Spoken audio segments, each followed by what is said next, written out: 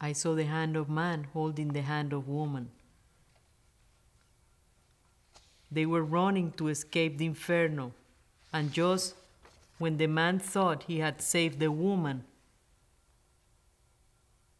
a chunk of ceiling fell, and what he had in his hand was just her hand, dismembered from her body. Now we no longer have the Renaissance concept of the creation of man, those two hands reaching out to each other on the Sistine Chapel,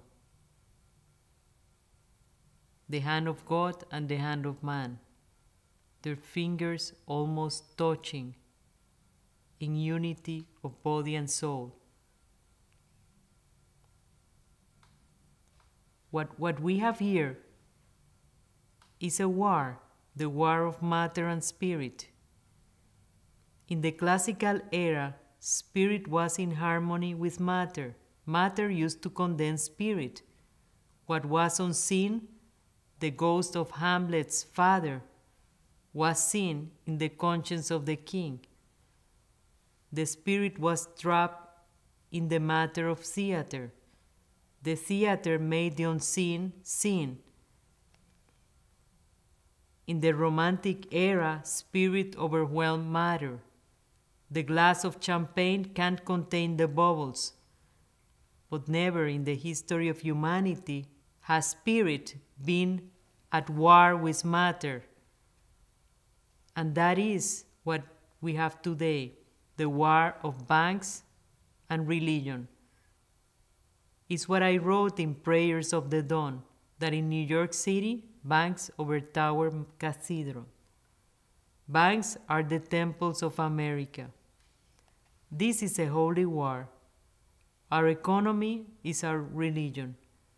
When I came back to Midtown a week after the attack, I mourned, but not in a personal way. It was a cosmic mourning, something that I could not specify because I didn't know any of the dead. I felt grief without knowing its origin. Maybe it was the grief of being an emigrant and of not having roots, not being able to participate in the whole affair as a family member, but as a foreigner, as a stranger, strange in myself and confused. I saw the windows of Bergdorf and Saks. What a theater of the unexpected. My mother would have cried. There were only black curtains, black drapes, showing the mourning of the stores. No mannequins, just veils, black veils. When the mannequins appeared again weeks later, none of them had blonde hair. I don't know if it was because of the mourning rituals or whether the mannequins were afraid to be blonde. Targets of terrorists. Even they didn't want to look American. They were out of fashion after the Twin Towers fell, to the point that even though I had just dyed my hair blonde because I was writing Hamlet and Hamlet is blonde, I went back to my coiffure immediately and told him, dye my hair black. It was a matter of life and death. Why look like an American when naturally I look like an Arab and walk like an Egyptian?